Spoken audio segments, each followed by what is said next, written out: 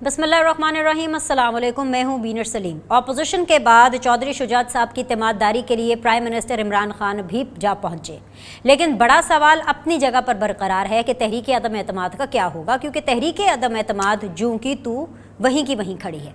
अगर हम ऑपोजिशन की माने तो ऑपोजिशन बड़ी कॉन्फिडेंट लग रही है इस मामले पर।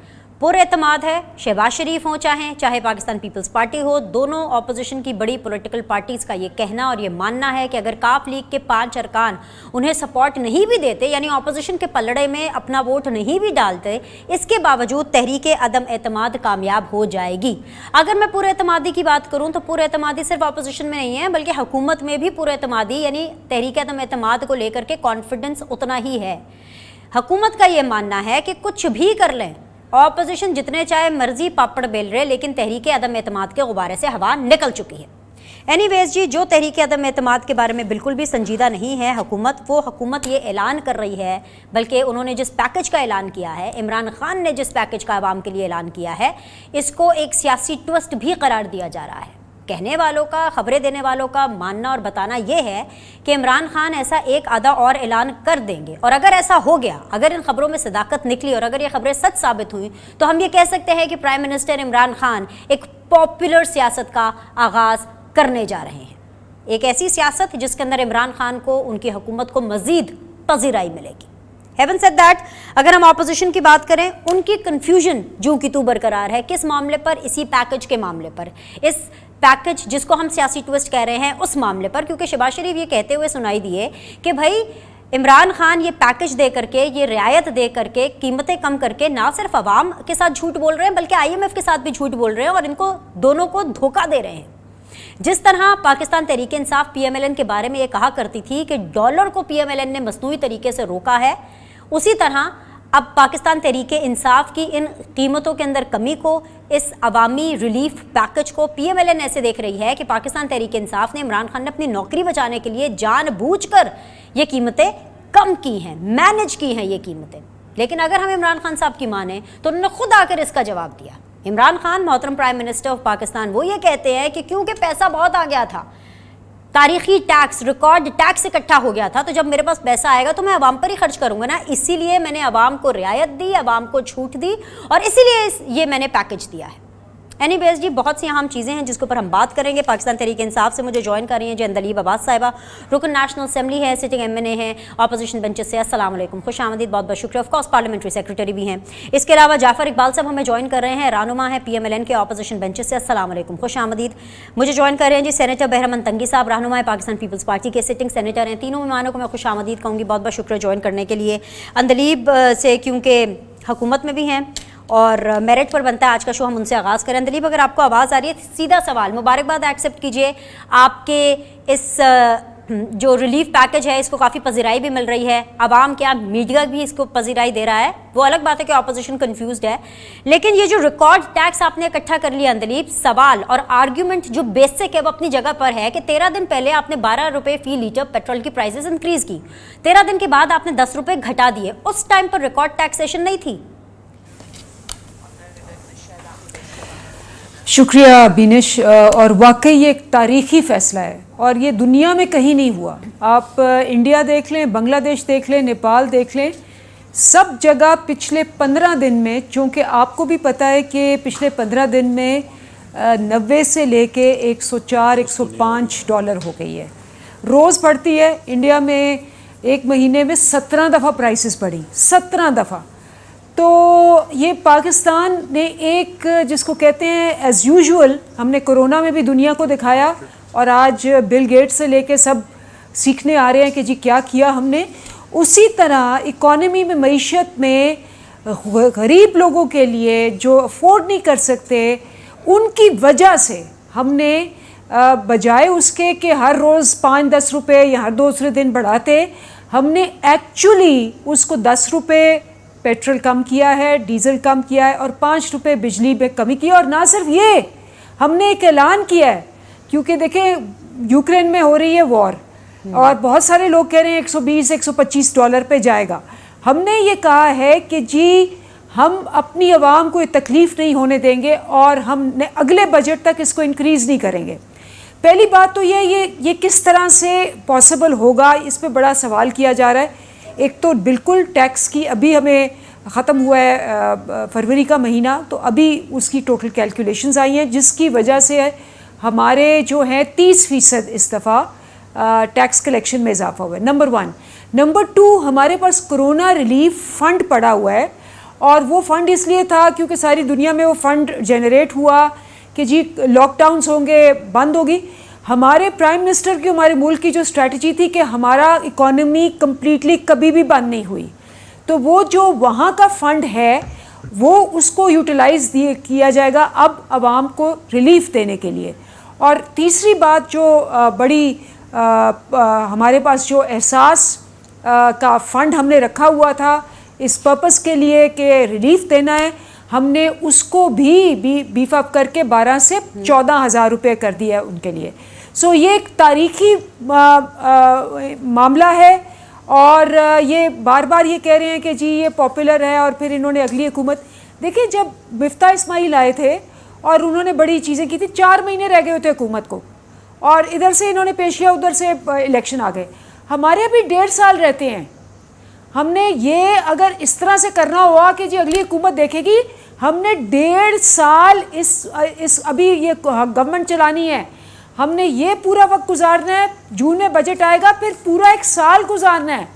तो ये कहना कि नहीं जी और कुछ महीनों में ये सारा अगली हुकूमत में डाल के चले जाएंगे, ये हमने ही रिस्पॉन्सिबिलिटी लेनी है क्योंकि हम 1.5 साल अभी यहाँ हैं। ठीक है। अच्छा अंदलीब, एक सप्लीमेंट्री क्वेश्चन मैं आपसे पूछना चाहती हूँ जो कि तहरीक-ए-आदम एतमाद से रिलेटेड है। कल इमरान खान साहब चौधरी शुजात साहब से जो है हिमायत लेने गए थे, क्या आपको हिमायत मिल गई है उनसे?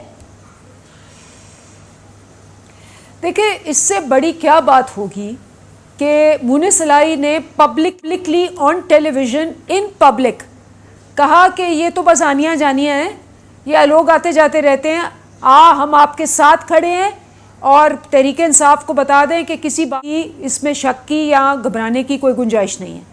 उसके बाद मुझे बताएं क्या बिल्कुल ठीक कहा था। अंदलीब, मुझे एक मिनट के लिए आपको इंटरप्ट करना है क्योंकि मुझे आपको कुछ दिखाना है। आपने जो अभी फैक्ट चेक किया वो बिल्कुल ठीक था, मोहन सलाई साहब ने बिल्कुल ये कहा, लेकिन उन्हीं के एक वजीर ने, तारिक बशीर चीमा साहब ने क्या कहा है, आप पहले वो सुन लीजिए, फिर उसके बाद मैं आपसे बाकी कॉमेंट लेती हूँ। ज़रा सुनवाइए जी। जी अंदलीब, तहरीक-ए-आदम एतमाद पर तो बात ही नहीं हुई, तो फिर हिमायत कैसी? एक तो उन्होंने कहा कि वो वहाँ नहीं थे, दूसरा शायद ठीक ही कह रहे होंगे, मैं उस पर डाउट नहीं करती, लेकिन मैं तो दूसरी बात कर रही हूँ।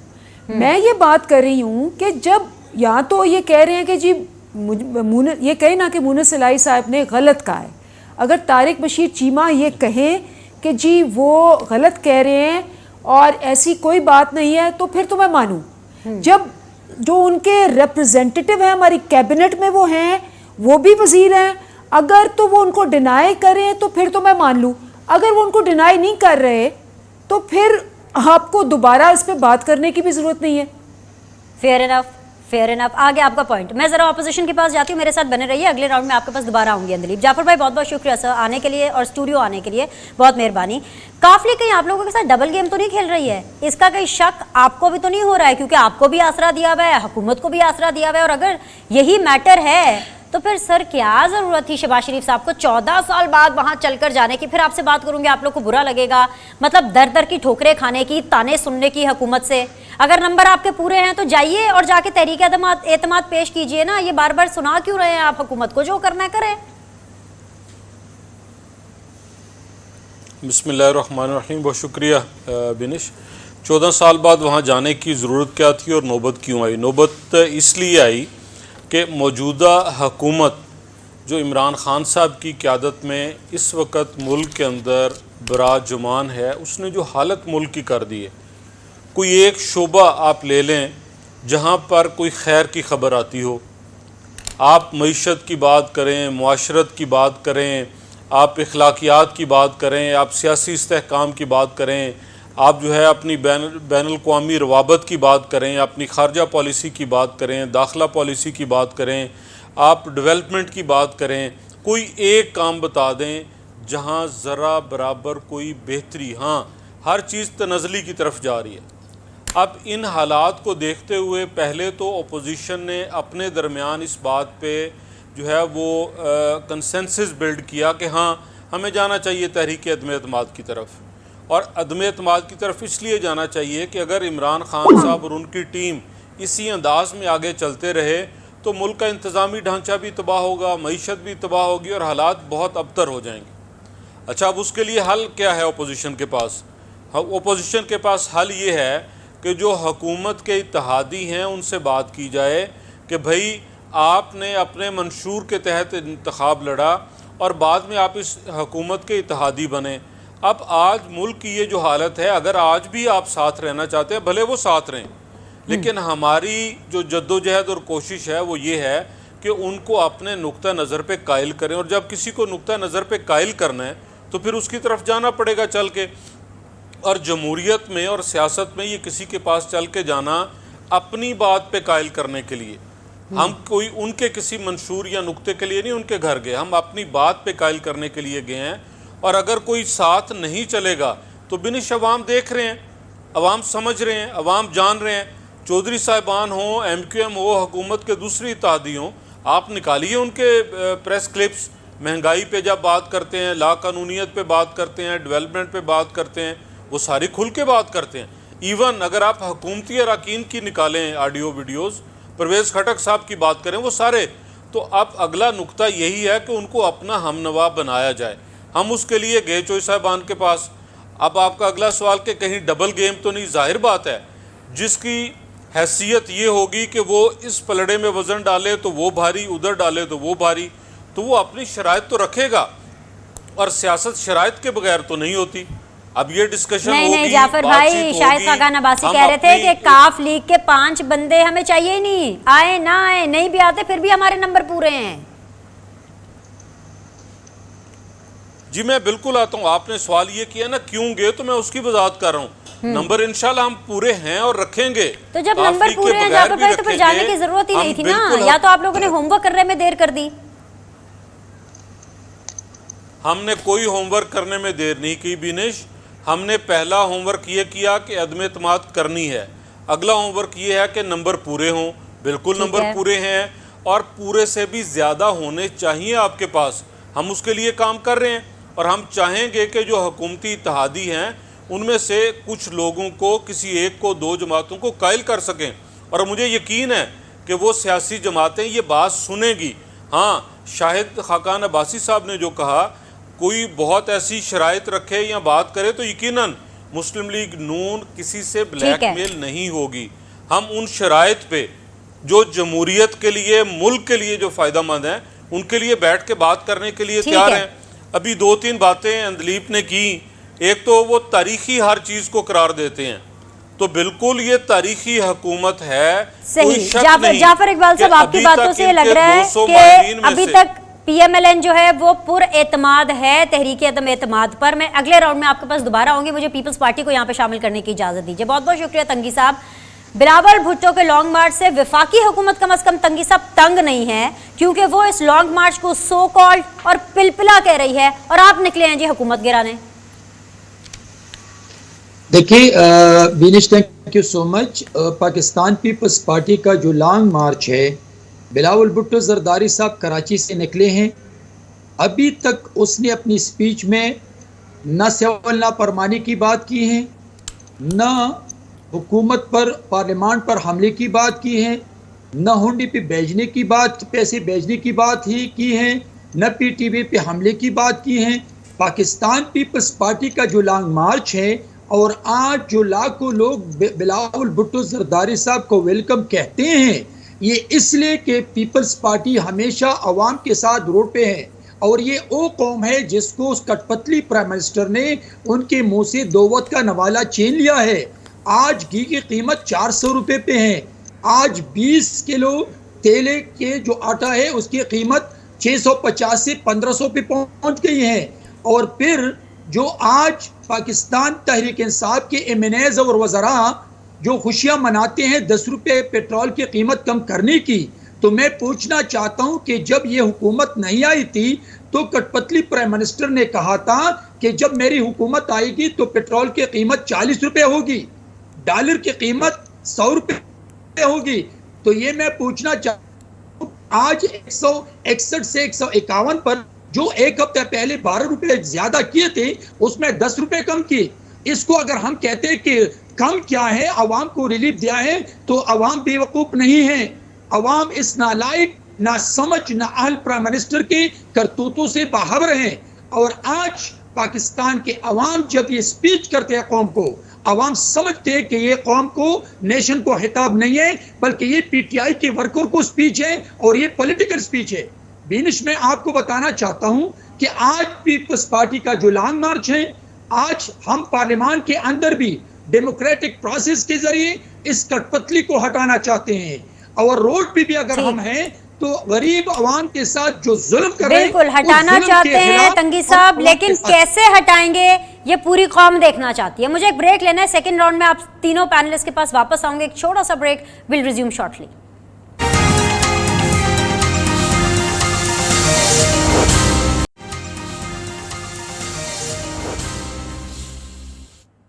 बिस्मिल्लाहिर्रहमानिर्रहीम, अस्सलाम वालेकुम। आप लोग को एक दफ़ा फिर से खुशामदीद कहते हैं। आप देख रहे हैं सीधी बात बीनर सलीम के साथ, और आज सीधी बात जोन में है अंदलीब अब्बास, जाफ़र इकबाल और सेनेटर बहरामंद तंगी। अंदलीब, हसीन इत्तफाक ये देखिए कि प्राइम मिनिस्टर साहब जिन बातों का ताना, जिन बातों पर तनकीद किया करते थे अपोजिशन के हवाले से, फॉर्चुनेटली अनफॉर्चुनेटली वो खुद भी वो बातें करने पर मजबूर है। जैसे फॉर एग्जाम्पल, इसकी रिसेंट एग्जाम्पल ले लेती हूँ, चौधरी शुजात साहब की तिमाददारी का ताना अपोजिशन को देते थे। अब खुद उन्होंने क्या किया और पहले क्या कहते थे, आप खुद ही सुन लीजिए, फिर उसके ऊपर मैं आपका कमेंट लेती हूँ। सुनवाइए और दिखाइए।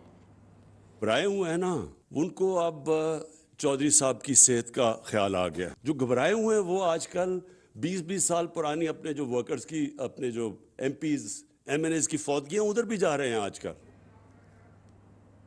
घबरा तो आपके मुताबिक ऑपोजिशन गई थी, लेकिन लगता है कि घबरा आप भी गए हैं, वरना इतने मुतअद्दिद विजिट्स हुए, दर्जनों विजिट्स हुए, इमरान खान साहब को तब चौधरी साहब का ख्याल नहीं आया।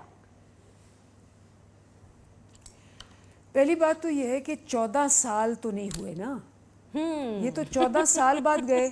और आपको पता है कि वो 14 साल के बाद जब गए, फूल दे के जुर्रत नहीं हुई कि कोई बात करें, बगैर प्रेस से बात किए भाग के गाड़ी में बैठ के गायब हो गए। तो आपको पता ही चल गया कि वहाँ इनका क्या रिसेप्शन हुई होगी। बड़ी आप लगाई सबने है, रिपोर्ट किया और बड़ी लगाई है आपने। Good going, good going. अच्छा, नंबर 1। नंबर 2, बात क्या है, देखिए मैं तो इनको कहती हूँ पहले आपस में अदम एतमाद, इन्होंने तो आपस में अदम एतमाद कर दिया हम पे करने की बजाय। सबसे बड़ा अदम एतमाद तो ये है कि वो बिलावल भुट्टो साहब वहाँ से 27 को निकाल रहे हैं फरवरी में, ये मार्च में निकाल रहे हैं 23 मार्च को। इन दोनों ने आपस में अदम एतमाद कह दिया। नून लीग ने ऑफ़र की कि जी आप हमारे मार्च में आ जाएं, बिलावल ने ऑफ़र की इनको कि हमारे मार्च में आ जाए। इन्होंने अदम एतमाद किया और इन्होंने कहा नहीं जी, आपके और हमारे रास्ते जुदा है, ये अलहदा मार्च करेंगे। नंबर 1। नंबर 2, देख लें कि वजारत के ऊपर मौलाना फजलुर रहमान कह रहे हैं कि जी मैं वज़ीर आज़म बनूँगा, ये कह रहे हैं कि जी नहीं शहबाज शरीफ को बनाना है। अब आपस में भी इनकी जो है वजारत के लिए अभी तक अदम एतमाद है एक दूसरे पे। फिर देख लें कि जी जो नून लीग लंदन है और जो नून लीग लाहौर है, उन पे तो अदम एतमाद आपने देख ही लिया कि मीटिंगों में भी अकेले जाते हैं, जलसों पे भी अकेले जाते हैं। अगर वो तकरीर करेंगे तो ये तकरीर नहीं करेंगी। तो वो जो ख़ानदानी मोरसी पार्टियाँ होती हैं जिसमें उन्होंने पार्टियों को अपनी जागीर बनाया होता है कि मैं, मेरा बेटा, मेरा भाई, मेरा भतीजा, सिर्फ वो ही आ सकते हैं, वो जंग आपके सामने अदम एतमाद की आ गई है। तो जब तक ये अपने अदम एतमाद सॉल्व करेंगे, मेरे ख्याल है उस वक़्त तक तो 10 साल गुजर जाएंगे। क्योंकि हमने तो यही देखा है पिछले 30 सालों से, ये मोरसी पार्टियाँ 19-19 साल का बच्चे को चेयरमैन बना के वसीयत में लिख के चली जाती हैं, वर्कर्स की कोई परवाह नहीं है। और सबसे बड़ा अदम एतमाद तो इनका अपना लीडर है जो नून लीग का बाहर भाग गया हुआ है, उसको सिर्फ़ और सिर्फ अपनी जान की परवाह है। उनकी बेटी बड़े फ़ख्र से करती है, कहती है कि जी उनकी जान के लाले हैं, बड़ी ख़तरा है, तो इसलिए हाँ वो बाहर ही रहेंगे। ऐसा आपने कभी देखा है लीडर? वो कहता है मैं जान दे दूंगा, सबसे पहले मैं जान दूंगा फिर मेरे वर्कर्स देंगे, या उल्टा साहब है। तो उनको अपने वर्कर्स पे एतमाद नहीं है, वर्कर्स को उन पे एतमाद नहीं है। तो मुझे बताएं कि ये तो अदम एतमाद का एक पूरा मेला लगा हुआ है इनके ये आपस में। अंदलीब मैं नहीं बता जब सकती तक ये आपस में वैसे मेले को अंदलीब बड़े फॉर्म में आज ये मैं नहीं बता सकती। मैं इन दोनों पार्टियों से जवाब ले लेती हूँ, जरा सुन ले जवाब। जाफर भाई, हाँ जी हुन दसो, दें जवाब। यही मैं आपको कह रही थी, दर दर की ठोकरें खा रहे हैं, ताने सुन रहे हैं, कॉन्फिडेंट आप हुकूमत को देख रहे हैं कितने हैं। दें जवाब इनको, दें अंदलीब को जवाब। आज पूरी तैयारी करके आई है वो, आपकी तैयारी में चेक कर लूँ जी। जी बिल्कुल। देखिए बिनिश, झूठ बोलने के लिए और ढीठ होने के लिए किसी तैयारी की जरूरत नहीं। वो एक वस्फ है और वो पीटीआई के पास मौजूद है। अब ठीक है जी, अब ये कि जी हम वहाँ क्या लेने गए थे और हमने क्यों प्रेस को नहीं बताया, ये फैसला हमने करना है। तकरीर हम कहाँ करेंगे, कहाँ नहीं करेंगे, कहाँ मरियम बीबी करेंगी, शहबाज शरीफ साहब, ये हमारे मसाइल हैं। इनका जवाब जो है वो पीटीआई को नहीं देना। चौधरी शुजात साहब के पास हम 14 साल बाद गए, ठीक है, बहुत अच्छी बात है।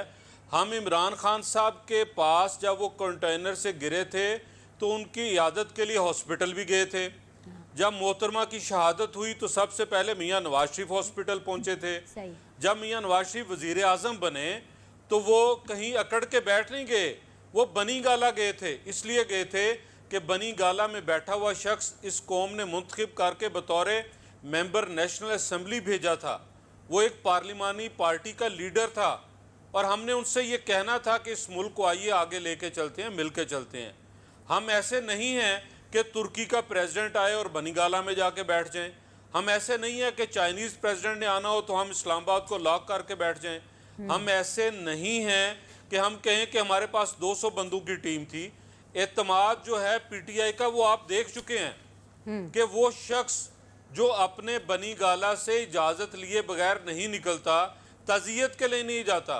जब कोयटा के अंदर हज़ारा बरादरी के लोगों ने कहा था कि वज़ीर आज़म क्या होता है, वज़ीर आज़म मुल्क का सरबराह है इंतज़ामी, उन्होंने अपने दुख के लम्हे में कहा था ये, वो अकड़ थी इनके पास। आज वो अकड़ टूटी है। अच्छा जाफर भाई, एक छोटा सा सवाल कर लूं, पता क्या प्रोग्राम का वक्त कम है, प्रोग्राम का वक्त कम है। एक छोटा सा सवाल इसी बात से, नहीं बस एक सवाल करूंगी क्योंकि फिर मुझे तंगी साहब के पास जाना है। पीपल्स पार्टी से भी अंदलीब ने बहुत सवाल पूछे, मैंने भी पूछना है। वो छोटा सा सवाल ये है कि कितना अजीब लगता है, देखिए ना, अब आपके प्रेसिडेंट है शहबाज शरीफ साहब, उन्होंने डिनर की दावत दी थी चौधरी ब्रदर्स को। उन्होंने कहा कि भाई हम 2 दिन में आपको बताते हैं। 10 दिन हो गए हैं जाफर भाई, कितना एम्बैरसिंग, कितनी ऑकवर्ड सिचुएशन है। वो जवाब नहीं दे रहे तो इसका मतलब है फिर ना समझे गाफली की तरफ से। आप लोग समझदार लोग हैं, मौरूसी सियासत, पुरानी सियासत, जो भी आपने समझना है, क्या समझे इसको? जी हम इसे ये समझे हैं कि हमने दावत दी थी कि आइए इस अदम एतमाद के लिए मिल बैठें और अगली प्लानिंग करें। अगर आज कोई सियासी कारकुन या सियासी जमात अदम एतमाद के लिए आगे नहीं बढ़ती तो वो इमरान खान के जुराइम की बराबर की हिस्सेदार है। वो कल ये नहीं कह सकेंगे और हमें कोई इल्ज़ाम नहीं दे सकेगा कि जी हमारे पास कोई ये पैगाम लेकर नहीं आया। हमने बतौर वज़ीर आज़म मियाँ नवाज शरीफ ने यह फ़र्ज़ अदा किया कि आइए मिल बैठ के मुल्क चलाएं। आज बतौर अपोजिशन के हम ये कह रहे हैं, शहबाज शरीफ साहब नवाज शरीफ का पैगाम लेके गए कि आइए इस मुल्क को बचाएं। अगर परवेज़ इलाही साहब और काफ लीग उसमें शामिल नहीं होना चाहते, अगर MQM शामिल नहीं होना चाहती, तो जाफ़र इकबाल की पार्टी और क़यादत बरी उज़िम्मा है। ठीक है, जवाब आ गया। मैं तंगी साहब आपके लिए सवाल छोड़े जा रही हूँ, मुझे ब्रेक का कहा जा रहा है, मैं सवाल आपके सामने रख देती हूँ। एक तो ऑब्वियसली आप रिस्पांस कीजिएगा जो भी अंदलीब को आप देना चाहते हैं। दूसरा ये कि बिलावल ने बोला है कि जी जब पंजाब आएंगे तो दमादम मस्त कलंदर करेंगे। ऑलमोस्ट पंजाब पहुंच चुके हैं। आप लोगों का असल इम्तिहान ही पंजाब यानी रहीम यार खान से शुरू होना है कि उसके बाद लोगों का क्या तासुरात होते हैं, क्राउड कितना होता है, कितने लोग जो है वो आवाज़ से आवाज़ मिलाते हैं बिलावल की। मुझे इसका जवाब चाहिए एक छोटे से ब्रेक के बाद। Will be back.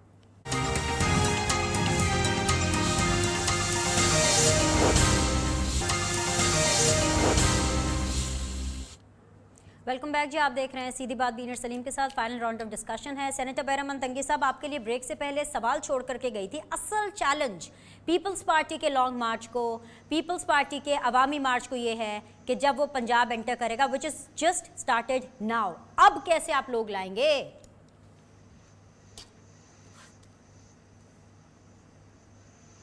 देखिए बिनिश, बात पंजाब की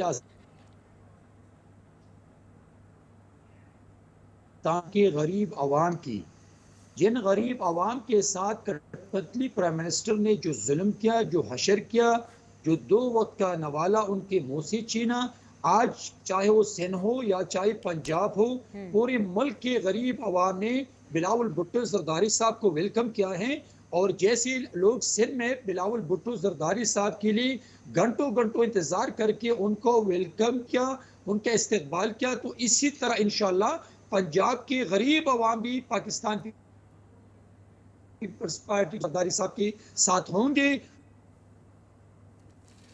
इसलिए कि पाकिस्तान के गरीब आवाम, चाहे वो स्टूडेंट है, चाहे वो दुकानदार है, चाहे वो इंडस्ट्रियलिस्ट है, चाहे वो गवर्नमेंट एम्प्लॉय है, तमाम जगहों पे आज आप जहाज में चढ़े, आप गाड़ी में जाएं, आप कॉलेज पे जाएं, आप पार्लियामेंट हाउस के सामने करें, आप पार्लियामान के अंदर जाएं, गो इमरान गो के नारे लगते हैं। और ये इसलिए लगते हैं कि आज पाकिस्तान के गरीब आवाम कठपुतली प्राइम मिनिस्टर के लिए तैयार नहीं है। और आपको बिनिश याद है ये कि इस कठपुतली प्राइम मिनिस्टर ने कहा था कि अगर मेरी हुकूमत में,